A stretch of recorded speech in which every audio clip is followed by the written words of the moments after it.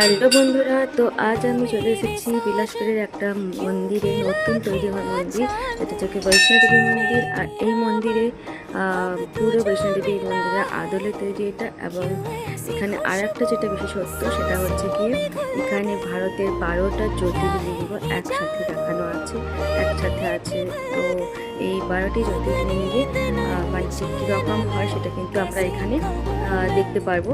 এবং এখানে আসার পর আমি 12টি জ্যোতির্লিঙ্গে জল দিলাম। জল দেওয়ার পর তারপরে প্রণাম করে, ঠাকুরকে প্রণাম করে এবং মনের একটা অসম্ভব শান্তি নিয়ে তারপরে আমি গেলাম পাশের আরেকটি মন্দিরে। এই মন্দিরটা আমাকে ভীষণ ভালো লাগে। এটা একদম শান্ত স্নিগ্ধ একটা মানে আবহ এখানে, এবং চারিদিকেটা অনেক পুরনো মনে হয় এবং চারিদিকে একটা আলাদা শান্তি বিরাজ করে। এখানে অনেক হনুমানও ছিল।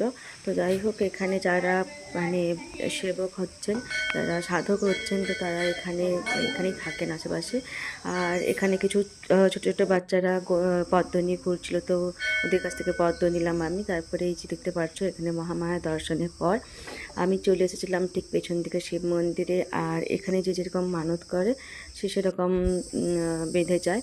তো যাই হোক, এটা হচ্ছে গিয়ে সেই শিব মন্দির। এই শিব মন্দিরে আমার ভীষণ ভালো লাগে এই শিব মন্দিরটা। তারপরে এর ঠিক সাইডের দিকে এখানে যারা থাকে এই পুরো মন্দিরটাকে ঘিরে, মন্দির এরিয়াটাকে ঘিরে, তো সেখানে কতগুলো গরু ছিল। এবার ওরা একটা ষাঁড় ছিল খুব মোটাসোটা ধরনের।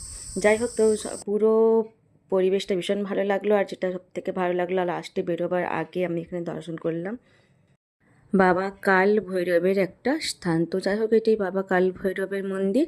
আর এখানে হচ্ছে কি সবসময় একটা কিছু চলছে।